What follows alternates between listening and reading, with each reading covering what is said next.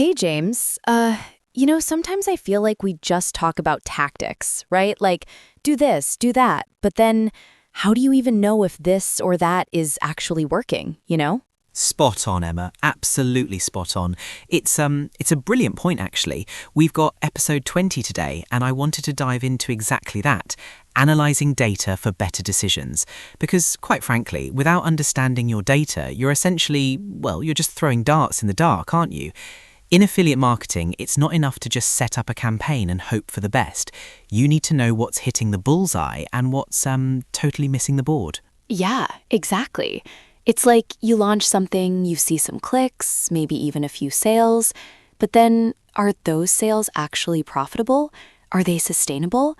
I mean, I've heard people talk about data-driven decisions, but for someone just starting out, or even someone who's been in the game a bit, it can feel a bit overwhelming?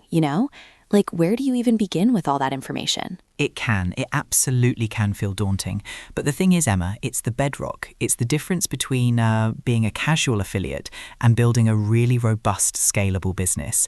Every click, every impression, every conversion, it's telling you a story. And your job, our job, is to learn how to read that story. It's not just about tracking, it's about interpretation, understanding the why behind the numbers. Why did that convert? Why did that one not?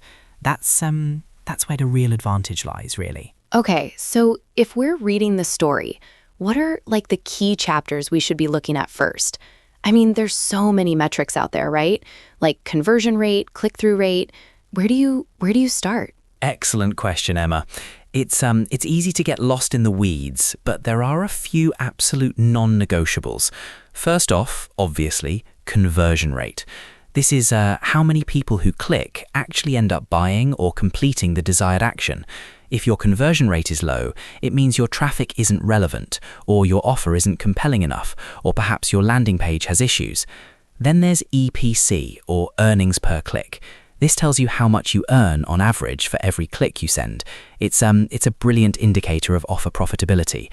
And then, of course, click-through rate, or CTR, which shows how engaging your ads or links are. Right. So conversion rate tells me if my audience likes the offer, and EPC tells me if it's even worth promoting. But what about, understanding the audience itself? Like, who are these people clicking? Do we look at demographics or something? Absolutely, Emma. Demographics are hugely important. Understanding your audience's age, gender, location, interests, that's crucial for refining your targeting and messaging. If your data shows your top converters are, say, women aged 25 to 34 interested in sustainable living, then you'd want to double down on content and promotions tailored specifically for them. And then there's return on investment, or ROI. This is, it's your profit minus your costs divided by your costs. That tells you if you're actually making money after all your ad spend and efforts. These are really, really fundamental, I'd say, for any affiliate, big or small. Okay, so we know what to look for. Now, what about how we actually get this data? What are the go-to tools that every affiliate should really be using? Because I know, affiliate networks have their own dashboards, but is that enough? That's a cracking point, Emma.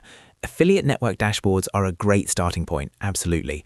They give you the basic commission, click, and conversion data. But to truly understand your audience and optimize, you need a bit more. For web traffic analysis, Google Analytics is it's your absolute best friend. It's free and it's incredibly powerful. You can track user behavior, bounce rates, time on page, traffic sources, audience demographics, everything really.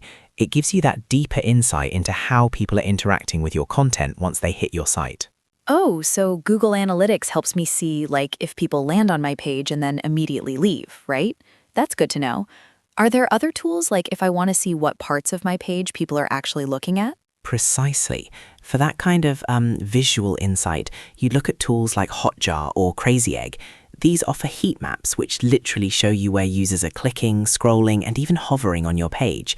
They provide recordings of user sessions too, which is just brilliant for identifying friction points. And, of course, a good CRM system can help you track your leads and their journey, especially if you're building an email list.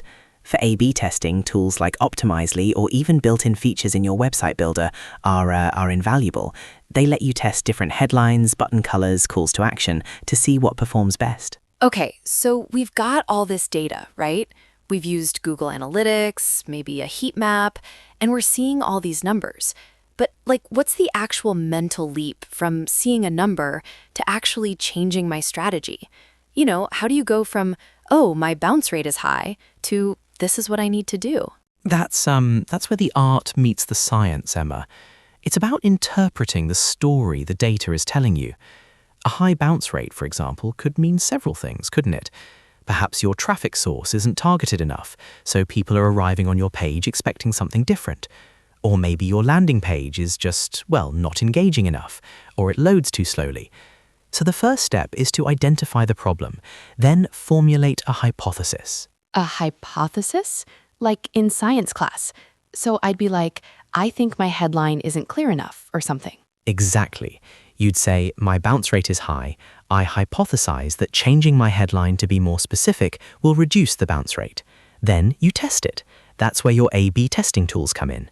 You create 2 versions of your page, one with the old headline, one with the new, and you send traffic to both equally. Then you measure the results. Which version performed better? Did the bounce rate drop significantly? It's all about small, iterative improvements. You don't just scrap the whole campaign. You identify a potential issue, make a targeted change, and then measure its impact. It's a continuous cycle, really. It's never a set it and forget it thing. That makes so much sense, actually. The hypothesis part really clarifies it. But I bet people make mistakes when they're doing this, right? What are some common data traps that affiliates fall into that we should really try to avoid? Oh, absolutely, Emma. There are quite a few pitfalls. One of the biggest is information overload. People get access to all these tools and then they just look at every single metric imaginable. They get drowned in data and can't see the wood for the trees.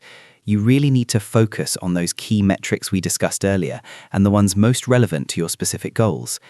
Another big one is confirmation bias. That's when you only look for data that supports what you already believe. You ignore anything that contradicts your initial assumptions.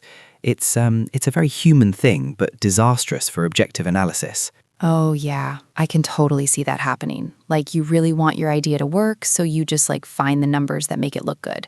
What else? Are there other common mistakes? Definitely. A common one is ignoring qualitative data. Numbers are fantastic, but sometimes you need to understand the why from actual user feedback. So looking at comments, reviews, or even conducting simple surveys, that can give you context that numbers alone can't. And then there's not testing enough or testing too many things at once. If you change 5 different elements on a page at the same time, you won't know which change actually made the difference. It's about controlled experiments. One variable at a time, gather enough data, then move on. Also, don't get stuck in analysis paralysis. Make a decision, test it, and then adapt. Speed often beats perfection, That's such a good point about analysis paralysis. I feel like I've been there. So we've talked about understanding the why, finding the right metrics, using the tools, and avoiding traps. What's the final piece of advice you'd give to someone who wants to really leverage data to future-proof their affiliate marketing strategy? Well, Emma, the future of data-driven marketing, it's increasingly moving towards predictive analytics and personalization. While that might sound advanced, the foundational principle is still about understanding patterns. So I'd say consistently monitor trends, not just on your own campaigns, but in your niche. What new products are emerging? What are consumer preferences shifting towards? Use your data to anticipate these changes. If you see a consistent pattern of a particular demographic responding well to a specific type of content, double down on it and start thinking about what else they might be interested in down the line. So, instead of just reacting to what happened, we're trying to figure out what will happen based on the data. That's really, that's next level, actually. Precisely. And it's not as complex as it sounds if you've mastered the basics. The tools are getting smarter, helping with these predictions, but the core skill remains asking the right questions of your data. And always, always be experimenting. The market is dynamic, and your data analysis should be too. What worked last year might not work this year. The only way to stay ahead is to keep your finger on the pulse of your performance through constant, vigilant data analysis. It's really about continuous learning and adaptation, which is, it's just the key to success in any online venture, isn't it?